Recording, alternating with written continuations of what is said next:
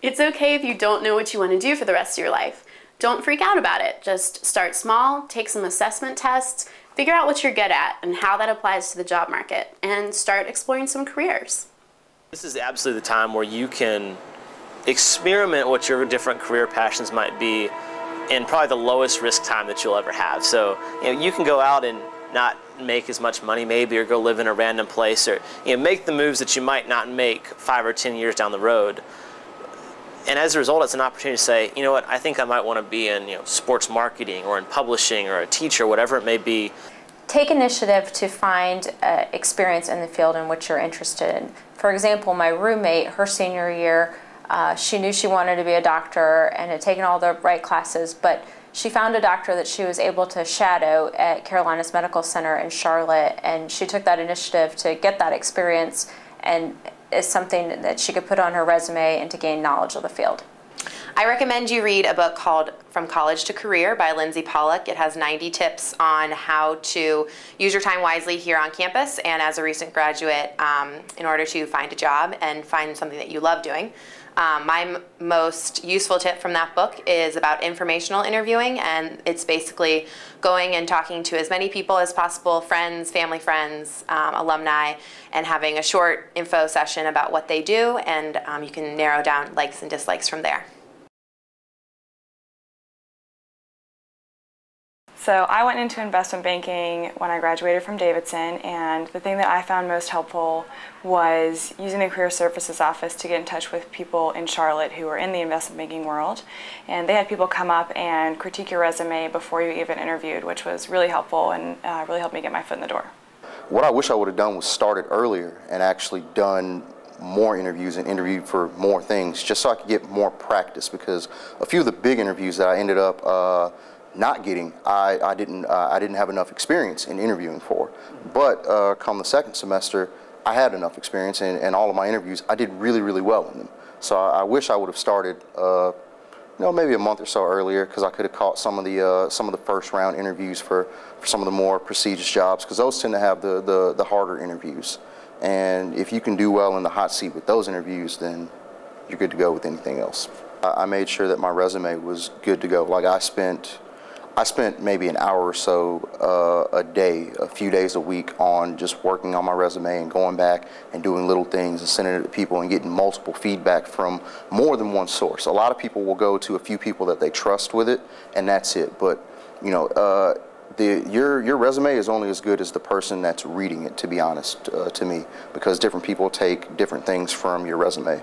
And getting feedback from as many people as possible was a really big help for me. Mm-hmm. Go to a clothing store and find interview clothes that you look good in, because your first impression is honestly one of the only impressions you get to make, whether it be in a dinner the night before, or a little mixer with some of the other interview candidates, or your first interview, your second round interview, or your third round interview. You only get one chance to make a really good impression with what you wear, and a lot of people actually end up going to the store a week before or a few days before, and they get in something that doesn't really fit them well, and it throws off people's perception of who you are, and it's really shallow, and the world shouldn't be like that, in my opinion, but that is how it is, and you really do want to be comfortable in your clothes going into this interview or into this mixer, or whatever you're going to do in pursuit of this job, because if you're not comfortable in your clothes, it shows. What I think you'll hear over and over again is that networking is one of the key ways you get a job, and I'm absolutely a believer in that, but what I'd say is it's not always in the way you think that it's going to get you a job. A lot of it feels kind of fruitless, because people are excited to talk to you, and they might even be in a job or a company or an industry you might find attractive, but especially right now, you feel like it's fruitless the whole time when the people say, I don't have an idea, or let's keep on thinking about it, and maybe I'll get back to you.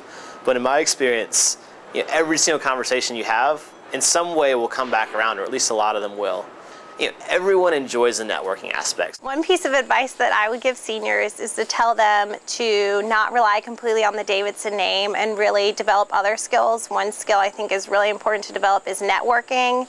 I know that that's how I found my job, was reaching out and setting up coffee with someone who knew about a job, and it ended up me getting hired for my position. So I think sometimes people rely on the internet sites to find all the jobs, but those don't have all the jobs that are out there, and really some of the better jobs are the ones that you find through contacts and networking. As you start to get a better sense of what it is, more of the crystallized vision, tell people what that is. And I found that people reacted really well to hearing, all right, what do you want to do? And that helps them think about how they can help you versus kind of the generic open-ended conversations where it's probably going to be more of a conversation than a direct kind of to-dos that result from it. Each conversation can be a building block on the one before. So you take a little bit of what you learned from talking to the first person, you have a little bit of a different conversation with the second person, and it just builds from there. And that's why I'm such a big believer in having a lot of different networking opportunities, because I think it helps you build that vision as much as making the connections for the jobs.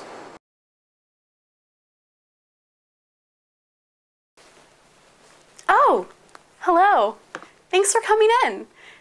My advice to you when you enter the real world, keep reading your Davidson Journal, go to all of the alumni events in your local area, or if you're really smart, just stay here forever.